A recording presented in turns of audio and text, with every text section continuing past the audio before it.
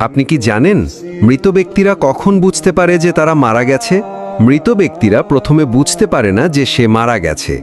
মৃত ব্যক্তির মৃত্যুর পরে আত্মীয় স্বজনের কান্নাকাটি, গোসল দেওয়া, কাফন পরানো, এমনকি কবর দেওয়ার আগ পর্যন্ত সে মনে করে মৃত্যুর স্বপ্ন দেখতেছে।